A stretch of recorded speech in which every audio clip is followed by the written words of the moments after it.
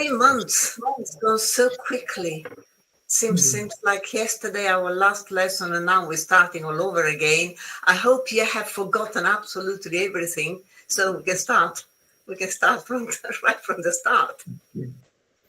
So, did you have lovely summer? I hope. Yes. Well, let me see. I can see Danielle. I can see Viviana. Hi, Viviana. How you doing? And Nicoletta. Gosh, I can see familiar names. Anyway, you look well, Viviana. Definitely. And Sergio and Silva. Gosh, I have received all your emails, the ones who want to carry on with the course. I'm going to explain to the new ones what to do now. And good about Nicoletta and your summer. Yeah, it went a bit too quickly. And the weather in England was nice, quite warm, not as hot as a couple of years ago. It was rather nice. I managed quite a few walks, and it was extremely pleasant. Shame is finished, and I'm back. Anyway, this is for, okay, I better tell, hi Tiziana, better tell the new students what to do. Okay, the way we communicate, unfortunately, is only via the chat, because otherwise, if we all, I think at the moment it's 84 people. So if 84 people start with the microphone and the setter is going to be basically like having a shower, I think, the same acoustic effect of having a shower, a very noisy one. So we always communicate via the chat. So whenever you have a query or you need something, you write it in the chat. If I haven't got time during the lesson to answer your question, don't worry, because at the end of the lesson, I always do a very quick copy, and then I go through all your queries and I answer either the next lesson or when I send all the notes I've taken during the lesson. So this is more or less what happens. One thing which is important for the new students, please, if you want to be put on my email list, I'm giving you my my address. Just write an email to me. It doesn't matter what. Just say, hi, I'm a new student, and then I'll put you on the list. So what happens is every Wednesday, very late, usually very late at night, because I'm a night owl, so I go to bed very late.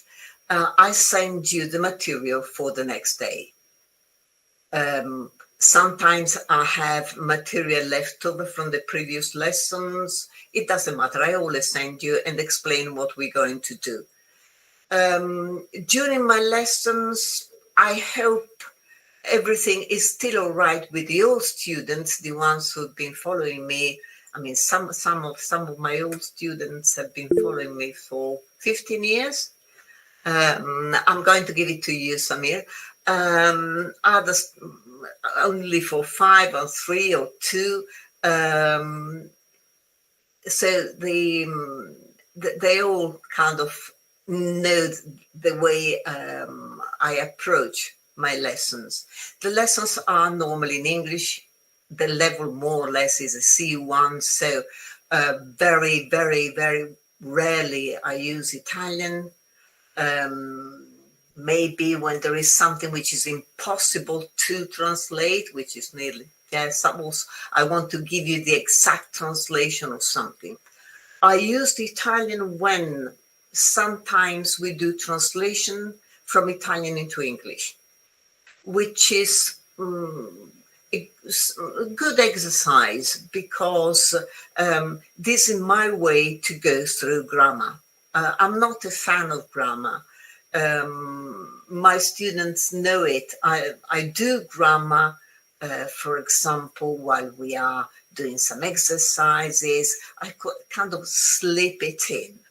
Okay, but for me, it's more important sometimes for you to acquire new vocabulary, to learn some different way to pronounce something, or the correct way to pronounce something, if there is one. Okay, the lesson is structured again.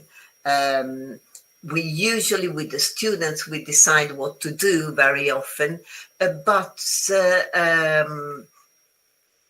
usually I have a very long article which changes every, but again, sort of the subject is always the same, is about the English language, the way it developed, the reason why the spelling is so erratic, the reason why the pronunciation is crazy, and etc., etc. And so this long article usually follows the lessons, because I divide the article into 12, 13 short bits, and we do one every week, maximum 2 every week. Then I use the news. The news is good because I get the 2-minute news, which is divided up into something like 7 or 8 or 9 items. And each item, the night before, that's the reason why I go to bed so late, I do some, I create some gaps. I invent some questions to see whether you can understand. If there is some odd, if there are some new, there is a new vocabulary, we go through the vocabulary and etc. So usually we do maybe 2, 3, 4 items. Then we get tired with it, and I'll send it to the students to do as homework with the key so they can self-correct. Then very often I have videos from the BBC, and again I get the video, I get the transcript, I invent some exercises. So the students go through the video, answer questions, there is true, false, multiple choice, and etc., etc. And then the famous translation. I have short sentences in Italian to be translated into English, and each sentence usually has a revision of the grammar, so the conditional, the future, the past, the present, the famous present perfect, and etc. And then if the students find something they like, need something to be done, they just write an email to me, and I always try to keep them happy, basically. Hello, Mario. Very, very happy to see you again. Okay, I'll write my email address.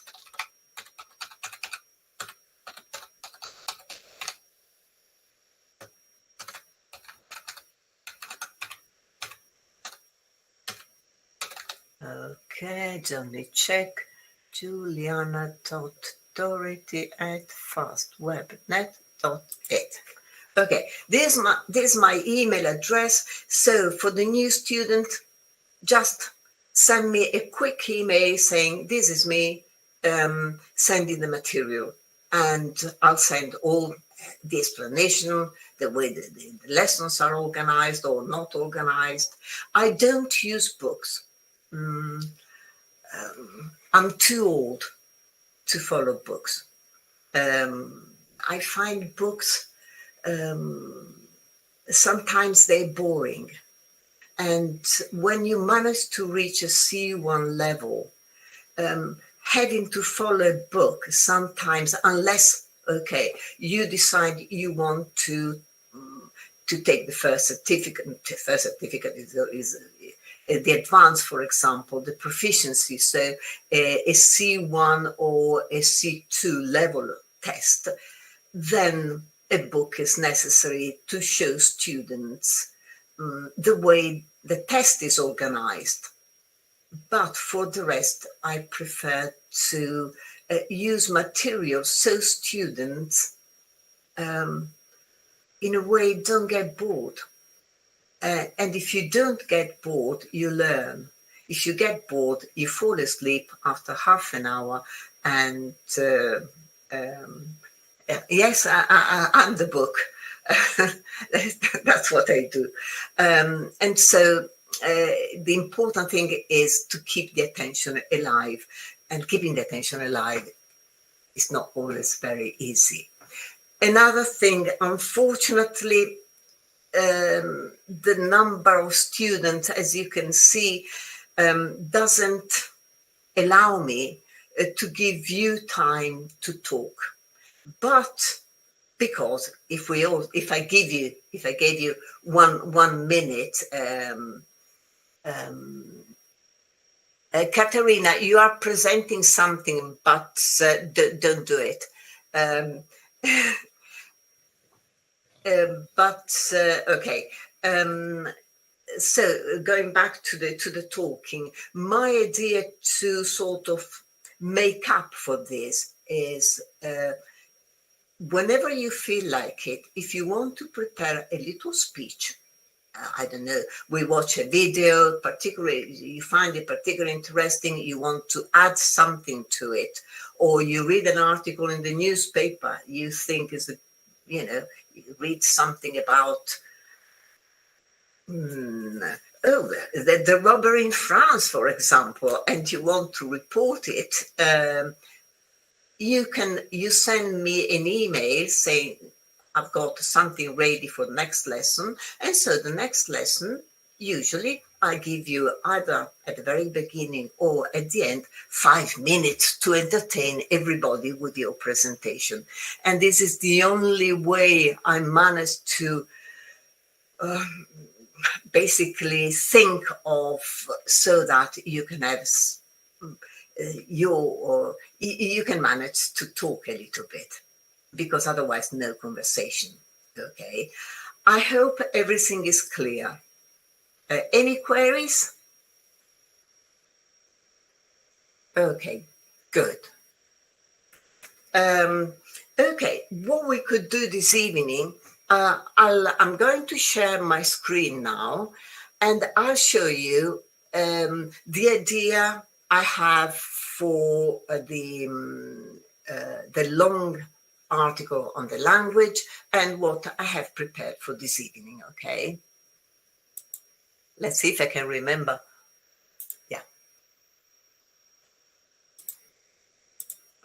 Okay.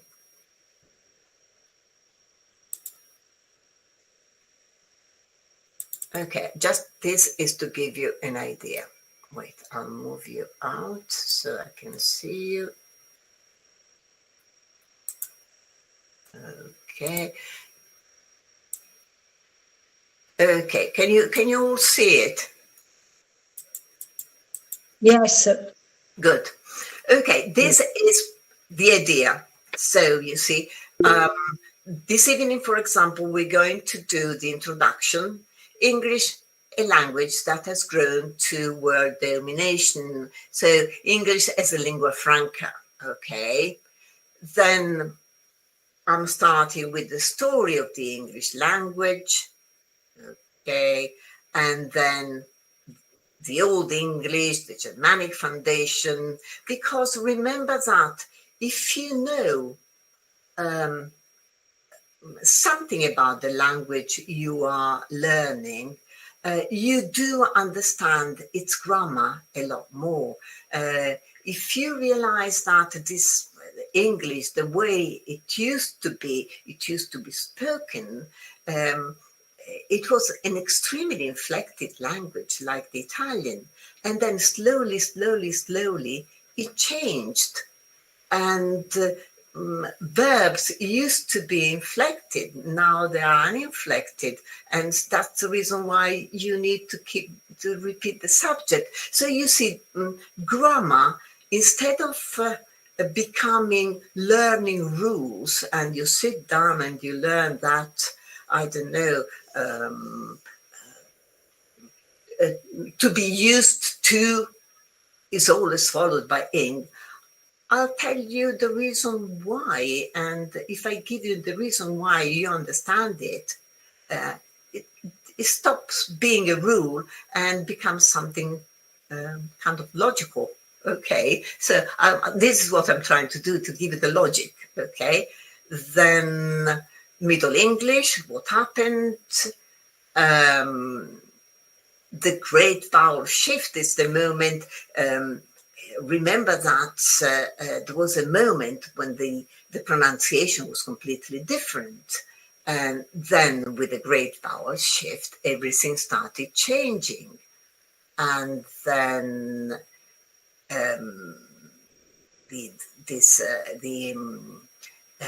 the printing press, what happened with the printing press, and this created, when you speak Italian,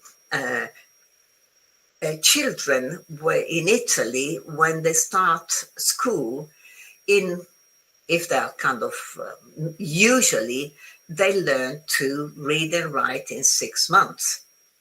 Well, English-speaking children, it takes a longer time, because you write something in one way and you pronounce it in a completely different way. And this is one of the reasons why. And then Shakespeare, inventing words, introducing and using words in a different way.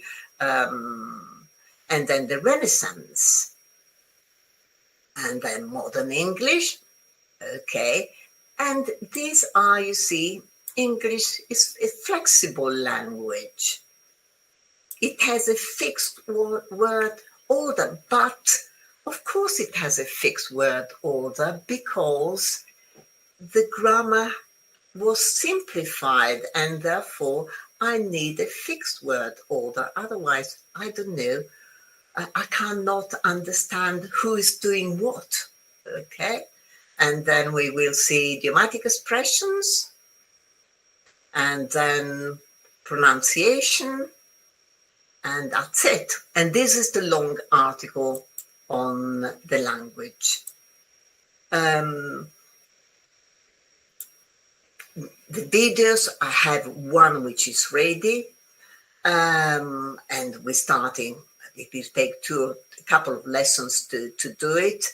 And BBC is fresh every single lesson. Okay, so if you want, what we could do, we could start with the first maybe two bits of the longer article on the language. Okay, I'm going to open. All right, and I'm going to open the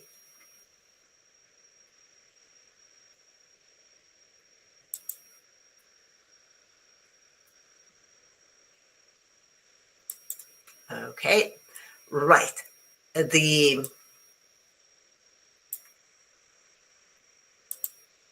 I'm just moving you around for a second so I can see you.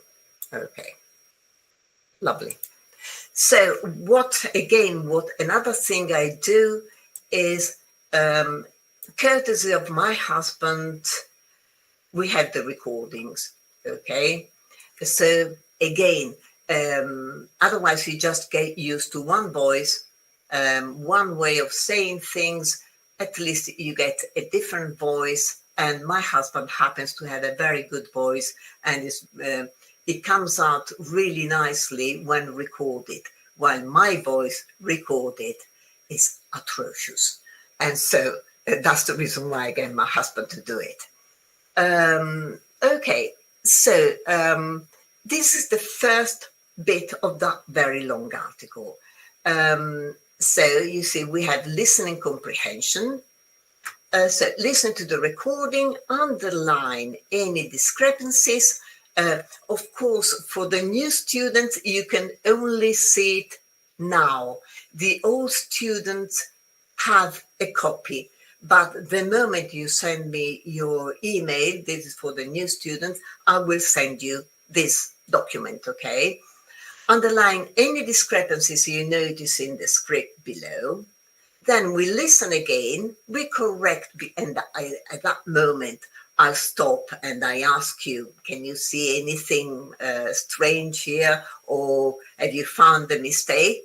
Correct the variation you find in the text. Can be homophones, numbers, words, omissions, and etc. And then we ask the questions, okay? So this is okay. Right. First, just put your feet up and listen to it. Remember, there are mistakes, omissions, homophones, things which are not exactly what they are in the audio, okay? First thing, just tell me whether you can hear it or not. English, a language 1. Introduction, English. Shall we write our Daniela Di Rosa? No. If you go back, you see wait. Where is it? Okay, this is my email address, juliana.dorothy@fastwebnet.it. Please do write to me saying I'm a new student. Send me all the stuff. Okay, Daniela.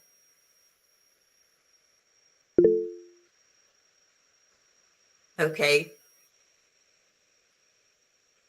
Oh, good. Okay, fine. And okay, Sylvia. Right. Just tell me if you can hear it.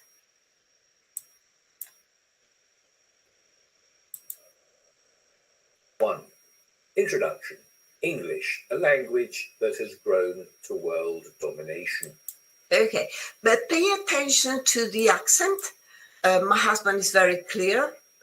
He has basically is a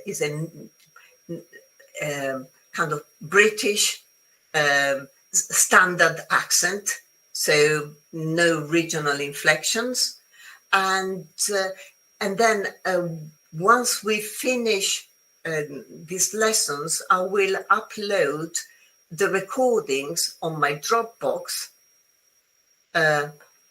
Okay, and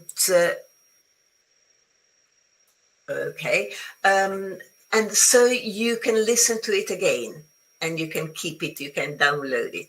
Okay, and try again. 1. Introduction.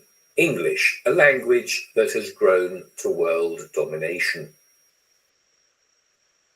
Throughout history, some languages have acted as lingua francas, shared languages that bridge communication gaps between people with different mother tongues. Akkadian once united the ancient Near East. Greek and Latin connected the classical world. French served as Europe's diplomatic language, and German was once the language of science. Okay, you don't need to write it on the chat now, because then just listen to it, and if you want to write it on the chat, is fine. Then I'll go over again and I'll stop, and you can start writing it on the chat. Okay. German was once the language of science. Today, English holds a truly global status. It is spoken by around 1.5 billion people worldwide, but only 360 to 400 million speak it as their first language. The vast majority use English as a second or third language, proof that it is less a native tongue and more a global tool for diplomacy, science, business, media, and culture. From expressions like cool, acronyms like ASAP, to words like spoiler and know-how, English has grown far beyond its Anglo-Saxon roots to become the language of international connection. Okay, so you've seen quite a few mistakes, and now I'm going to repeat it again, and I'll stop so you can tell me when you find the mistake, okay? Okay, let me see. 1. Introduction. English, a language that has grown to world domination. Okay, very good, grown, and let me, I'll write here. So we have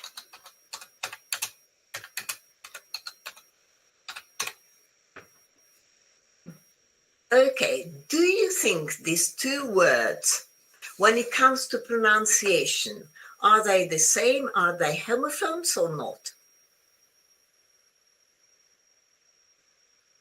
Yeah, they're identical. Okay, so again, I have a fixation for this for the new students. I have fixation with homophones, but remember that they're very useful because sometimes students have problems. For example, very often students say, oh, I'm not really sure how to pronounce this word, one, okay? But then once they learn that is exactly the same sound as one number, they relax. Right and right, grown and grown. There is no difference. You need, in English, if someone just comes up with one word and asks you the meaning, very often you need either the spelling or the context. Otherwise, you don't know what they're talking about, okay? Because there are loads of homophones, okay? So, grown, we all know, to grow, grew, grown, grew, grown. And this second grown, do you know the meaning? What's grown? Yeah, yes. It's this kind of long sound, usually because you're annoyed or even in pain. You groan with something. You can groan with pain or with pleasure. Or there is an expression, someone who is complaining, very good, moan and groan. Someone who moans and groans all the time. Yeah. Means is someone complaining a lot, expressing a lot of dissatisfaction, being annoyed, so moaning and groaning all the time. So this is the meaning, okay. The other one is the verb to grow, and in the past is grew and then is grown. So another thing, this is for the new students. During the week, usually, okay, we have a lesson on Thursday, so give me a couple of days, usually either Saturday or Sunday maximum, I send students an email with the notes taken during the lesson. So, for example, this moan and groan, all the meanings of groan and etc. Okay, right. Domination. Throughout history, some languages have acted as lingua. Very good, Daniela and Antonella and everybody. Yes, so this is wrong, and it goes some languages.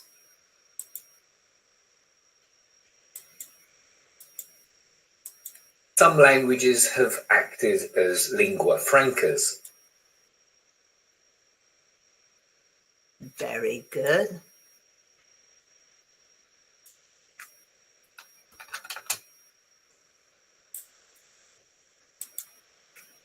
Why as and not like? Do you know why?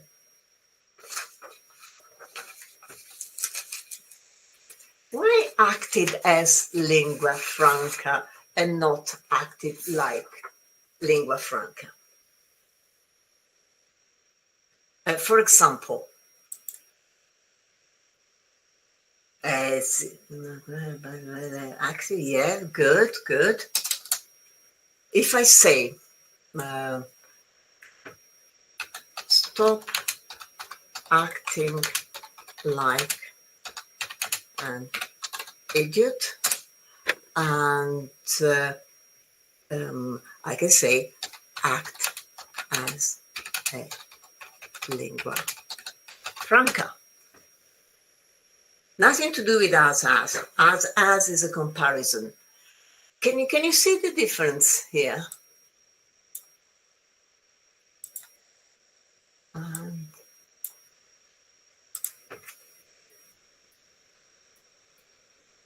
Okay. Yes, you're right. Because they replace the language. Yes, exactly. Remember that as when it's followed by a noun, okay, as in this case, as a lingua franca, I work as a teacher, for example. You see, followed by a noun. The meaning of as means in its role or function. So functioning. Okay. They function that way. Okay. They had the role. I work as a teacher means that my role is a teacher. If I say stop acting like an idiot, means similar to, in qualità di. Very good, Andrea. Okay, so you see the difference. Remember, like, the meaning is similar to, the same as. Okay, why as, when followed, only when followed by a noun, its meaning is talk about people or things considered in a particular way, considered in their role, as Andrea is saying, in qualità di. Okay, so very good. So here you need acted as in their role as lingua francas. You know what lingua francas? I will ask you later. Acted as lingua francas. Shared languages that bridge communication gap. Very good. Shared languages that bridge. So again, act as a sort of bridge. Communication gaps between people with different mother tongues. Akkadian once united the ancient Near East. Okay, very good. Gaps between that communication. Gaps.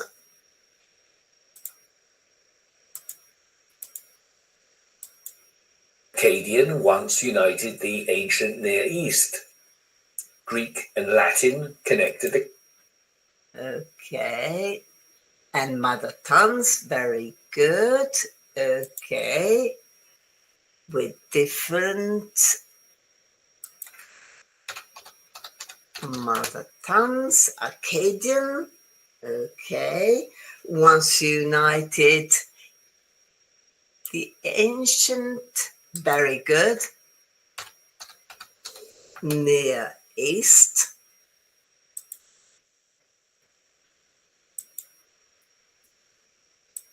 okay. Near East. Greek and Latin connected the classical world. Very good.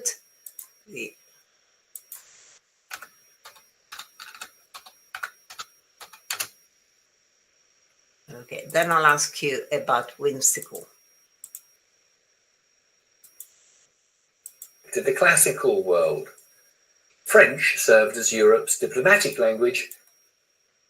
Very good. So this is French.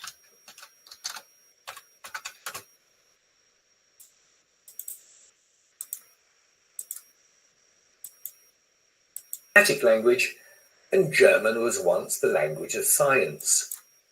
And the other one is German.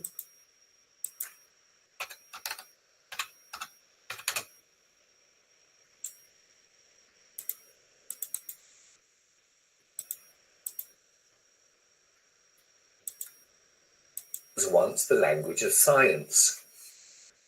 Today, English holds a truly global status. It is spoken by around 1.5 billion people worldwide. Very good.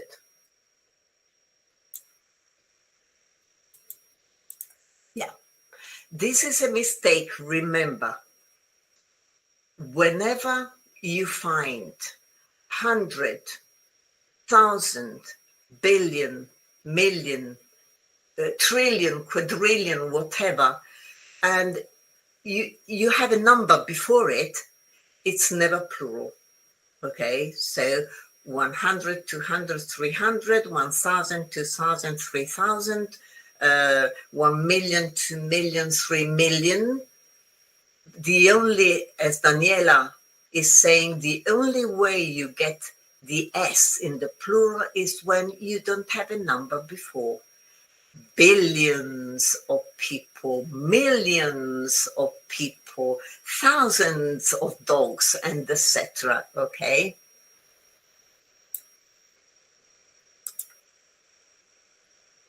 5 billion people worldwide, but only 360 to 400 million. Very good. So this is 360, and this is wrong.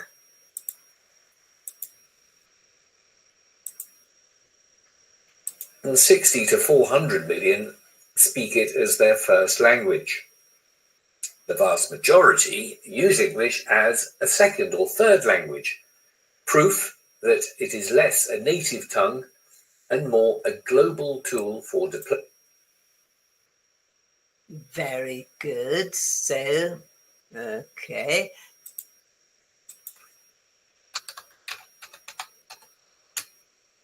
And this is wrong. What's lung? What? Yeah. The stuff you use for breathing. Okay. Yeah, lung. And the other one is tongue. Okay, so this U and this O are pronounced exactly the same. The final, remember, very often this final ng in English is not an easy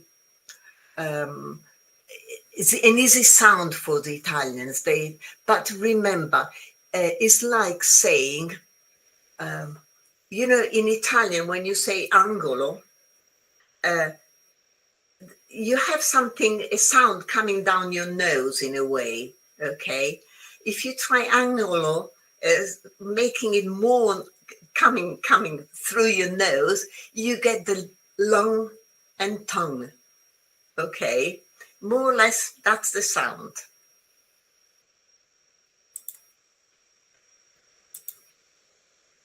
A native tongue and more a global tool for diplomacy, science, business, media, and culture. From expressions like cool, acronyms like ASAP, to words like spoiler and know-how, English has grown far beyond its Anglo-Saxon. Very good. Yep. It's grown far.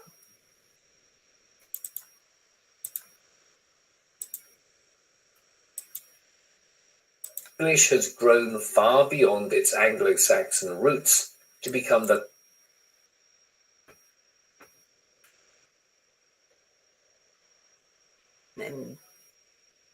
Okay. Very good. Yes. Roots.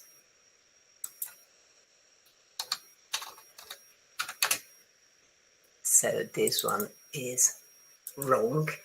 Again, remember that roots and roots, there is no difference.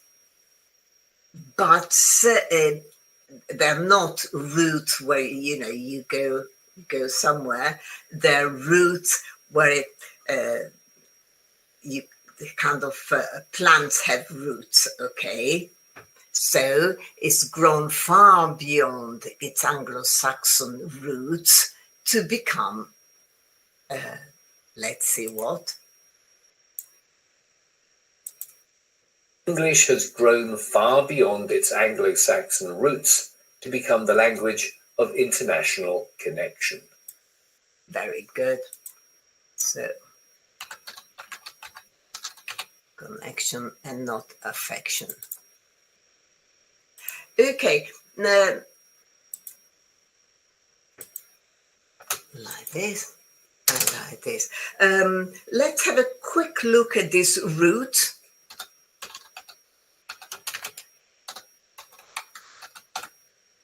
Pronunciation is the same. An expression and root. And root is an expression in English, means on the way. While traveling from one place to the other, you can say that you are en route. Okay. Another word I wanted to ask you was whimsical. Have you ever come across this word? Yes, very good. Yes, Federica, extravagant. Can be weird. Sometimes can be in a charming way.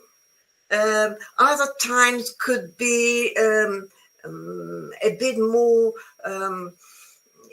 capricious. So it can be strange. So it has more or less a couple of meanings. One could be eccentric, imaginative, and the other meaning could be more capricious, erratic, impulsive. That's also odd sometimes. Yeah, because it can be, being extravagant can be odd. Okay. If you think it comes from also whim, a whim, if a whim is a sudden wish to do something, is a sudden capricious idea. For example, if you do something on a whim, for example, you wake up one morning and you go out, you walk past Gucci, you walk in and you buy yourself a bag on a whim. It's basically to satisfy this sort of impulse. Okay, per capriccio. Yeah, very good. Per capriccio. And that's on a whim. Okay, and therefore you see whimsical. Yeah, it could be. Yes, when I think it's when you got something in your head and you just go out and do it. So, if, for example, if you are at the whim of somebody, if you're at the whim of somebody, basically this person decides for you. Very good, Georgia, having an urge to do something. At the whim of somebody means you are basically under the power of this person. This person decides what you should do. Okay, and so this is whim and whimsical. It's a nice word, I like it. Then other things I wanted to tell you, I think we've done everything. And now I hope you can remember what you just listened to, because I'm going to ask you some questions. Okay, first of all, what is a lingua franca? Do you think it's a grammatically simplified form of contact language? A simple way of speaking used by someone who is not fluent in a particular language? A medium of communication between peoples of different languages, or a language spoken only in ancient civilization? Yeah. Yes, definitely. Yeah. That's a lingua franca. For example, we have someone from Germany, someone from France, and someone from China. We put them together in a room. They all can speak English, but they cannot speak each other's language, and therefore they use English as a sort of medium to communicate. Okay, and so this is a lingua franca. Do you remember in the recording which language served as a linguistic bridge in the ancient Near East? Yeah, very good. Akkadian. And there's a little question for you. The term ancient, which you heard, can only be used to refer to something from the very distant past, often belonging to the time of antiquity or before the Middle Ages. Is it true or false?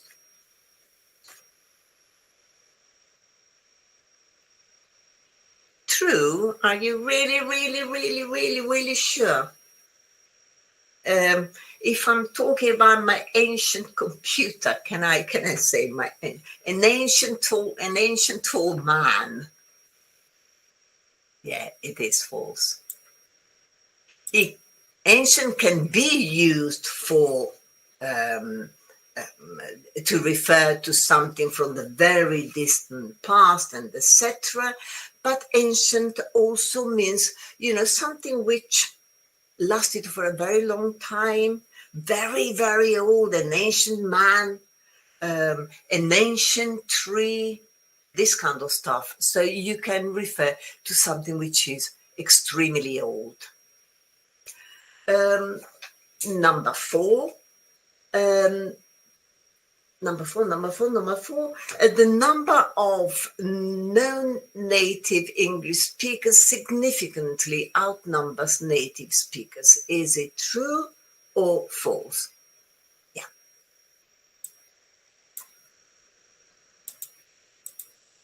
Yeah. Loads of people can speak English, and it's well, there are many reasons. Again, usually there is some political power. Akkadian is the language which was, you see, if you go down here,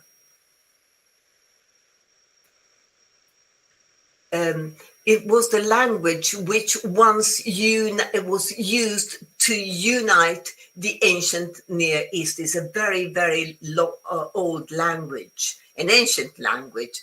Greek and Latin connected the classical word. So in the Near East was Akkadian, while in let's say more in Greek and Latin, the classical word more kind of sort of Europe, okay. Acadian, I think, in Italiano. I have no idea. I think it's called Acadian in Italian as well. It's the name of the language.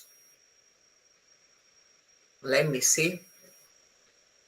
Acadian,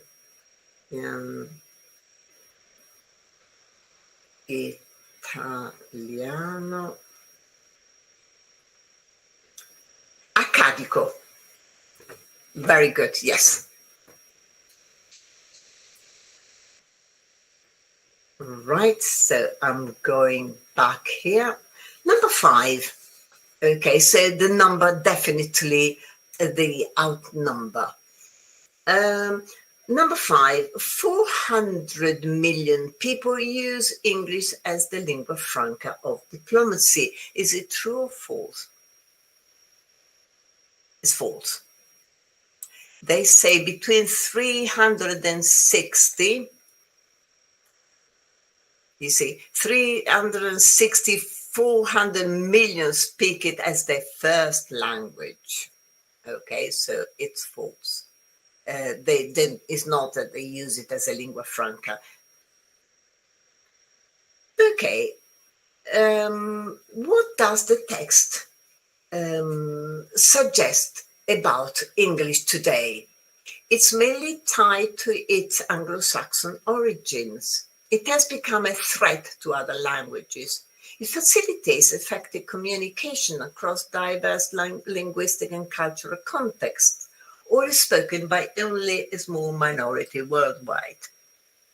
Yeah, very good.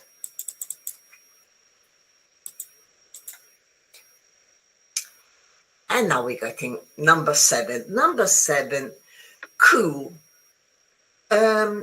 Is slang typically used as an imperative, meaning calm down, stop being so agitated or noisy. Is it true or false?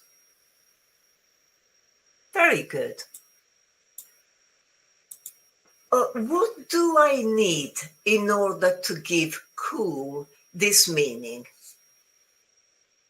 Cool down, very good. Or cool down. Or cool it. Cool it. If you say cool it means cool down. Okay. So you see that if something is cool, oh, she's so cool means it's fine. Oh, that's fantastic. You know, could also mean fashionable, behaving in the right way, not losing your calm or your cool. But if you say cool down or cool it, means exactly calm down, stop being so agitated. Could also mean trendy. So you see that, can you give me, and the real meaning, one of the meaning of cool, do you think is hot, cold? Hot or cold? In the middle. It's not hot, it's not cold. It's not really warm, but it's not cold. It's in between. Exactly. Cool weather is present. A cool breeze. Today there was a nice cool breeze. And it means, not too warm, but not cold. Then means being calm.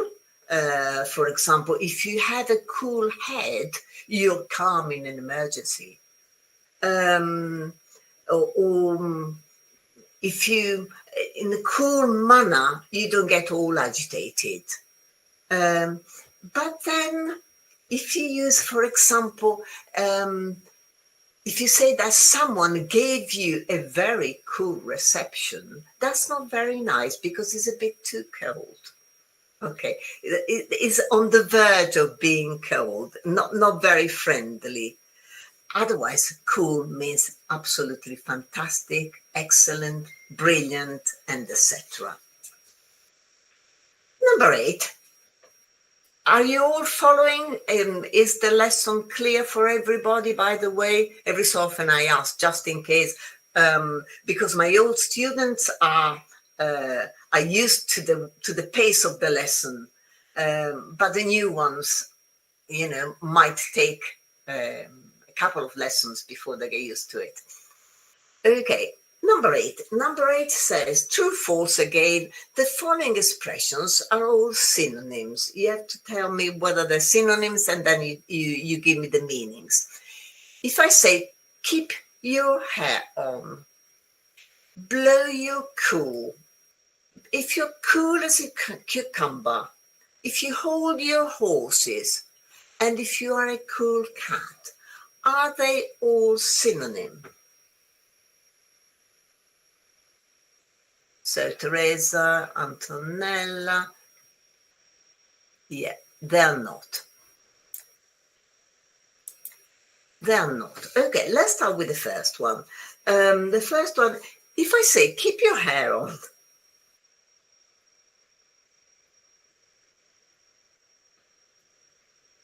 do you know the meaning if you say keep your hair on? Well, don't panic. Don't lose your temper. Stop being so angry. Calm down. That's keep your hair on, okay? While the second one, if you blow your cool, you lose your temper.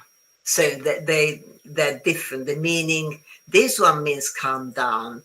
This one, if you blow your cool, means you lose it, you go completely crazy or angry, exactly.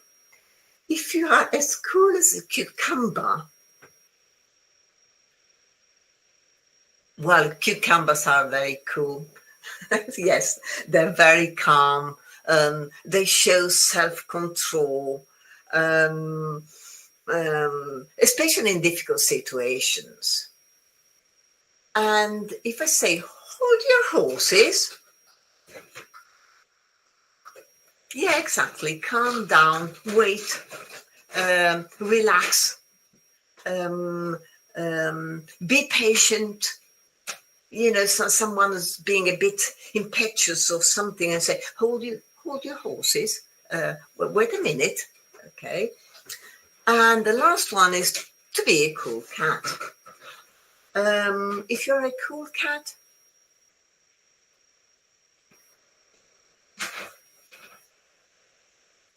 you're very calm. You're very casual. Also, self-assured, relaxed, quiet. You don't lose your cool. Okay, so you see, again, remember that English is a highly idiomatic language. Of course, what I try to do in my lesson, I always try to speak more or less the way I speak normally. I try to use idiomatic expressions because you need to get used to idiomatic expressions. Otherwise, sometimes you don't know them, and you hear words, you understand each single word, but then when once they are together, they become incomprehensible because, of course, it's an idiomatic expression. And in English, you do use them a lot. I think a lot more than in Italian. So these are some, and then we will carry on with idiomatic expressions through the future lessons. And now we have number 9. I say this ASAP stands for as soon as possible. and can be pronounced in two ways: ASAP, saying each letter, or as a single word, ASAP. Is it true or false? You're already answering yes. It's true. You can do whatever. Either you can treat it as an acronym, and you can pronounce it ASAP or ASAP. And means as soon as possible. Okay. And we're nearly finished, and we're down to 10. Choose the correct meaning or meanings of the word spoiler. Okay, one good thing, remember, I know that my students told me that in Italian you use spoiler, and you actually use the word spoilerare, which is not particularly nice. But again, remember that when you borrow a word from a foreign language and you import it, doesn't matter whether it's the English borrowing word or the Italian borrowing word or the French. Usually the word which is imported gets only one meaning. So in Italian, the word spoiler is only referred to one thing. When you tell me the end of a film, of a television series, or a book, okay? While in English, it has more than one meaning. Okay, someone says A, definitely. A spoiler is a device mounted on the rear of a car to reduce lift at high speed. It's called spoiler. And C, a revelation of key plot details. Definitely. A person who steals goods, typically during, no, definitely not. Not the, no. I would say no. A, C, and that's it. Remember that spoil, okay, spoil means to ruin, okay? I can spoil dinner.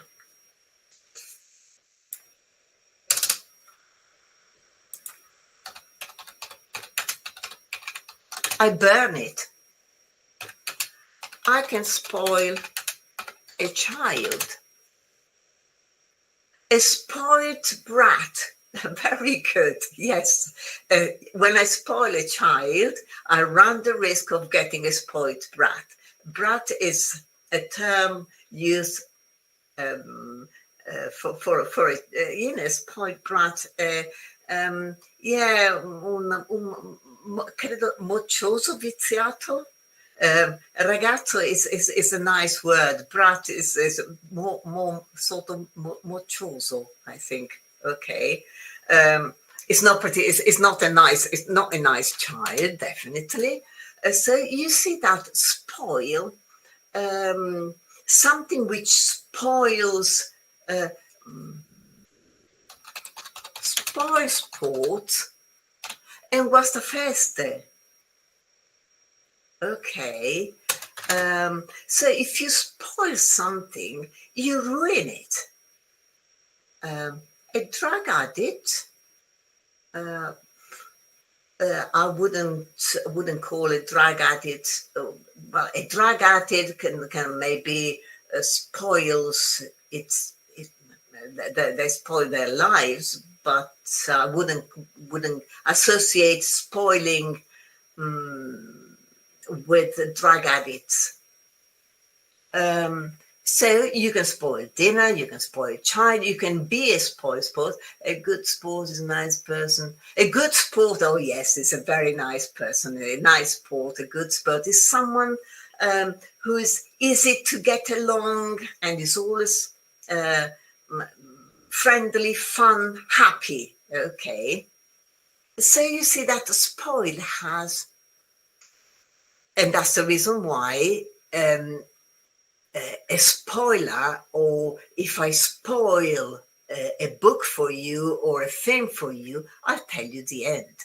And so, that's the end of the joy. Okay. And wait, I'll write good sport, so I put it in the notes. So all these will end up in the notes when I send it to you on Saturday, Sunday. And now we got 11. 11, know-how is the practical ability or skill to do something. Yeah. Remember that know-how is not just knowledge, okay? In Italian, the word has been imported and stays in English, because some words, Italian, when in Italian you import some words, they stay in English. I wouldn't call it savoir-faire, but I would more call it a familiarity with facts, information, descriptions, skills, and all this is hands-on, expertise, know-how. Sometimes sometimes I'm also a translator, and I translate contracts, and you can sell the know-how, which is basically the practical ability, the skill your company has acquired through expertise, competence. The know-how is more than knowledge, is knowledge plus experience, expertise, skill, and etc. Okay, and in Italian stays know-how, because otherwise translating is a bit too long. You need a sentence. But in English, salami stays salami. Pasta stays pasta. We will do words which have been imported into English, like al fresco. They just pronounced a bit differently, but do you know al fresco?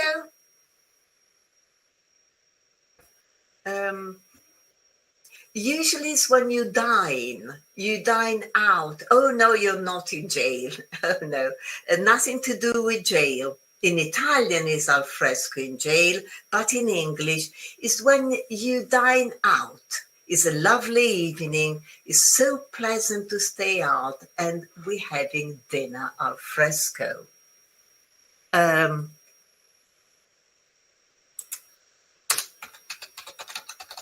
Stiletto. A stiletto are those shoes with very, very thin, thin heels. They call stiletto. Nothing to do with a dagger. The word stiletto, meaning dagger in Italian, has nothing to do with that. And etc., etc. Gelato, remember that gelato and ice cream are different. Oops. Ice cream. Gelato is better and is more expensive. Did you know that? My husband did translations for Grom. You know Grom, they sell ice cream. And the first thing they asked my husband when did the translation from Italian into English, please don't call it ice cream, call it gelato, pistachio. Okay, and etc. etc. Well, I have a list of words which quite interesting to know. Okay, now this is for the new students and also for the old students.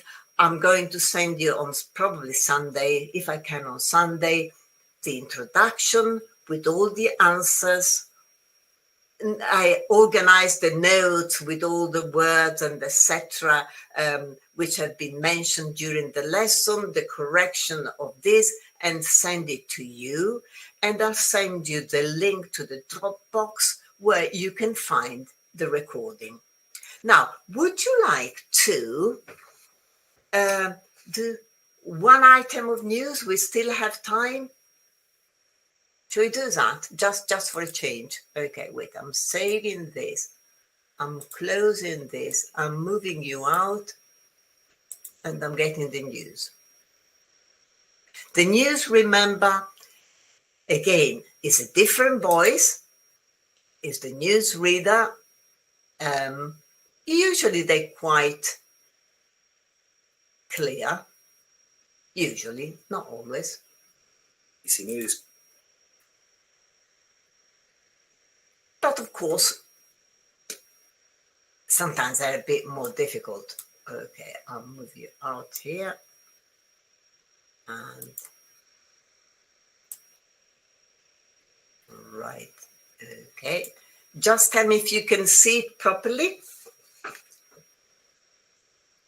Okay, good. So the first item. Well, let me see what happened. I heard a beep. Okay. Right. So the first item, what I did, listen to the news, fill in the gaps and answer the question. So what we can do, usually we listen to it twice. The first time, just listen. The second time, I'll stop so you give me the answer, okay? So ready, steady, go. BBC News with David Harper. The White House has rowed back on plans for a Ukraine peace summit between Donald Trump and Vladimir Putin. After telephone talks between foreign ministers, the US announced there was no need for the officials to meet in person, and there were no plans for the presidents to meet in the immediate future either. Okay. So you see that. Do you find him a bit too fast or reasonably fast? Okay.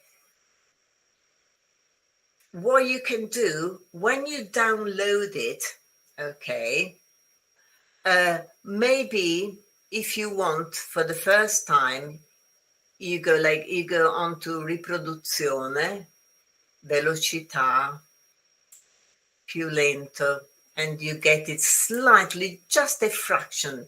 It's fast, and the British accent is hard to understand for me. Well, why the British accent is hard to understand for me, for you? You're not used to the British accent, you're more used to the American accent?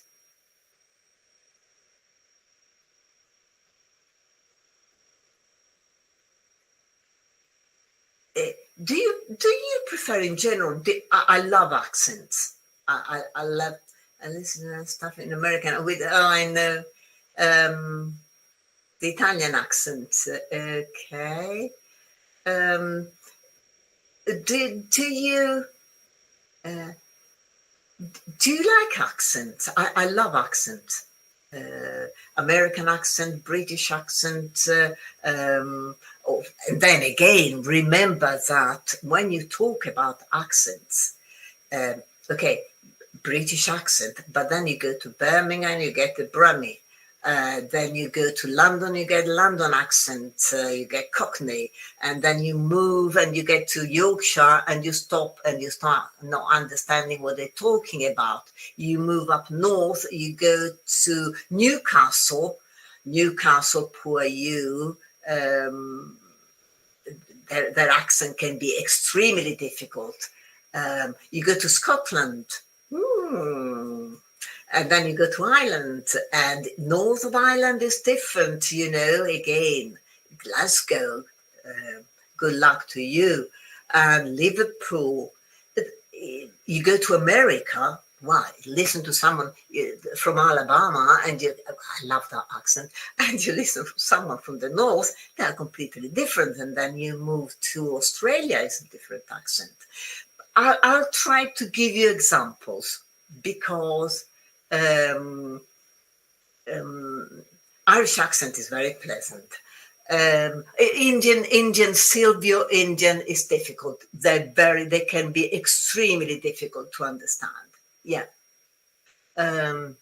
Australian accent can be very, very, very difficult. Sometimes you need subtitles. And why not? Depends on the speaker, remember. If the speaker is clear, it doesn't matter. If the speaker has a very strong regional accent, life can be difficult. Okay, so I'm going to repeat it for you. Mr. Harper, Mr. Harper, this one.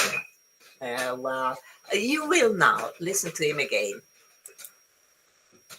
BBC News with David Harper. The White House has rowed back on... So what's here? Very good.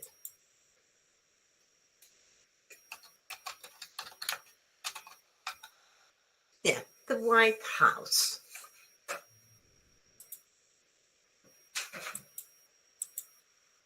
House has rowed back on plans for a Ukraine peace summit between Donald Trump. Very good. Peace, as in peace.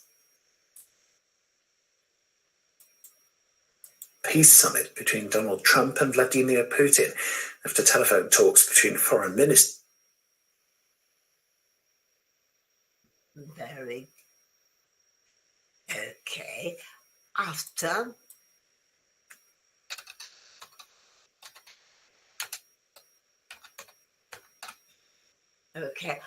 telephone talks, because various telephone talks between Trump and Vladimir Putin after telephone talks between foreign ministers, the US announced there was no need. Very good, yes.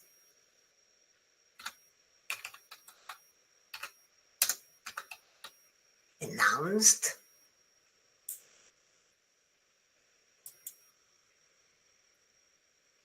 As the US announced there was no need for the officials to meet in person. Yeah.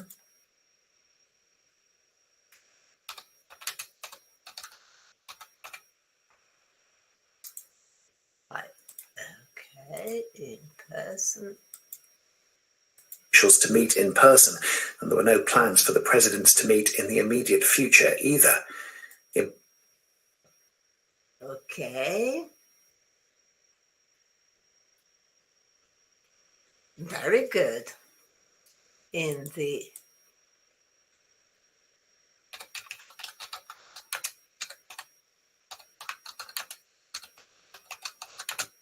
okay, you can pronounce this either or either. Okay, I say either. This guy says either. No difference. Okay, listening comprehension. First one, the White House confirmed that a peace summit will take place soon. Is it true or false? Very good. It is false, because the summit plans were cancelled. So, okay. Number two, the US said there was no need for foreign ministers to have face-to-face.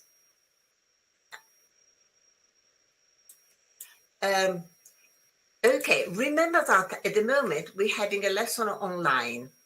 If I were in a room with you, the lesson would be in person. Okay? In Italian, you would say in presenza. In English, you say in person. Remember this because it's important. It's used a lot. Okay. A bit of vocabulary. Row back on. Which do you think is the meaning? A, give very enthusiastic and firm encouragement. Stick to one's guns. Go back home by boat. Change a previous decision, opinion, or statement. Yes. Okay, if you row, you are on a boat. Okay, and if you row back, you go back. So you change a decision, you change something. Do you know the expression is if you stick to your guns, what do you do?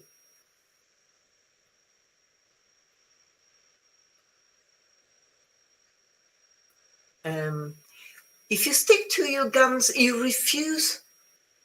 Very good, Federica. Yeah, you remain, you stick to your position. You refuse to compromise, to change idea, in spite of the fact that people might criticize you. Okay, so if you row back on, means the opposite. You change a previous decision, opinion, or statement. And the word summit. The word summit refers to a mountain peak, a confidentiality or non-disclosure agreement, news conference or a formal meeting between leaders. Yeah. It can also, okay, in this case, we're talking about this one. But it can also be a mountain peak, you know. When you reach the summit, you reach the top. Okay, and so it can mean both. Pronunciation. This word, I'm not pronouncing it for you, has a silent letter. Which one? Is it the G, the R, the E, or the N? Oh. It's the G. Because you say foreign. Foreign. So the G is completely silent. Okay. Again, remember that the sound ñ in English doesn't exist. So either you say n or you say gn, as in ignorant, magnificent. But you say foreign, you say this word and this word, pregnant. These two words are homophones. Rain, rain. It rained a lot on the rain. Yeah. So ñ, never. So this is foreign. Very good. The stress. Remember that the stress in English is very important. In this word, on which syllable? Is it on im? Is it on me? D? A, B, isn't this one? Immediate. Immediate. False here. Okay. So is it immediate? Very good. Let me see if we got, okay, quickly, we've got time for this one. Listen to the news, correct the mistakes, omission, and etc. Just listen to the news and then I go back. Either. The American Vice President J.D. Vance says he believes the ceasefire in Gaza is going better than expected, despite deadly violence over the weekend. Speaking in Israel, Mr. Vance said the truce would require constant monitoring. Okay, now going back.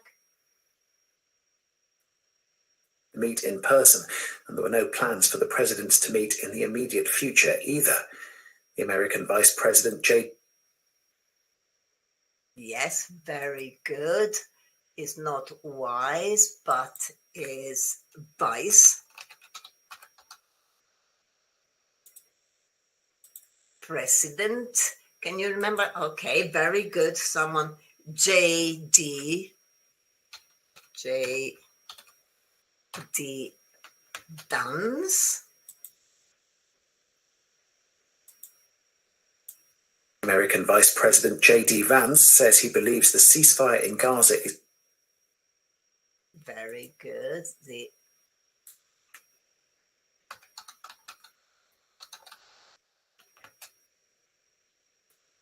ceasefire in Gaza. says he believes the ceasefire in Gaza is going better than expected. Very good. Gosh, you're quick. It's getting better than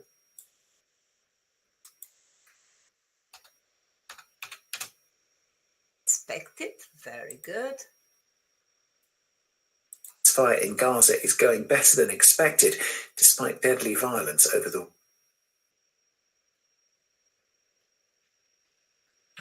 I'll go back. Just listen. says he believes the ceasefire in Gaza is going better than expected, despite deadly violence over the weekend. Very good. Yeah. Deadly.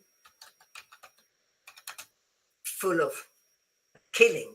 Okay. The result was dead people. So deadly violence. Terrible. Expected, despite deadly violence over the weekend. Speaking in Israel, Mr. Vance said the truce would require Very good. This was difficult. So, not spread, but said.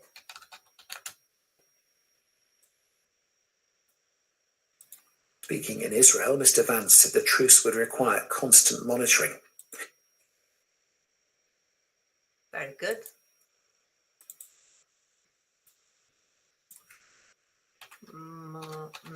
Monitoring.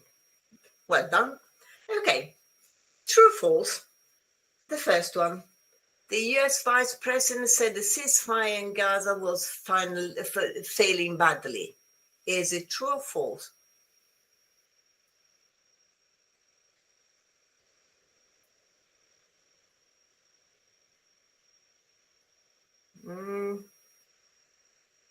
It says, believes the ceasefire is going better, so it's false.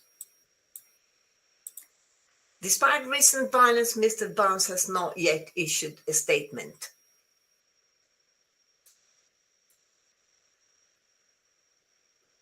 Okay, he stated directly so.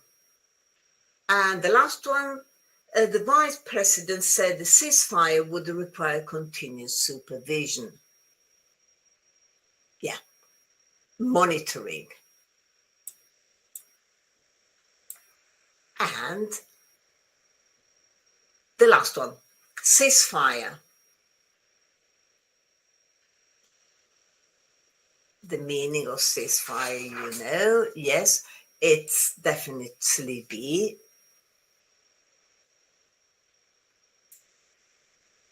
And truce.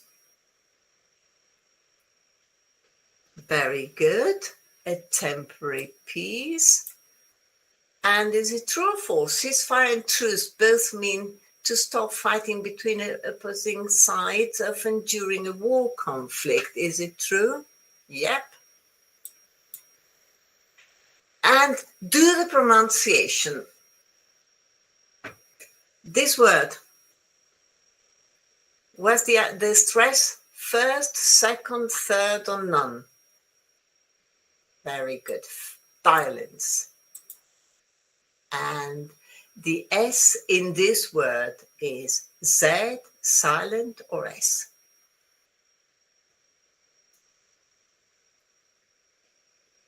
Very good. Okay. You're too good. So, well done. So, I hope you enjoyed the lesson. I'm going to send you the news and upload the audio on my Dropbox and give you the link. Let me try to, okay. And well, I'll see you on Thursday. I'm going to send you everything as usual. Okay. And for the new, how can I receive your lesson material? Emilia, write to me to juliana.fastwebnet.it. Okay, for the new students, write to me to this address and I will send you everything. Okay. Have a nice evening. Hope Thank you. enjoyed Bye. this. Thank you. Bye bye. Bye. Bye, Franca. Bye. Bye, Simona. Bye, everybody. It was very, very nice. Been nice seeing you all again.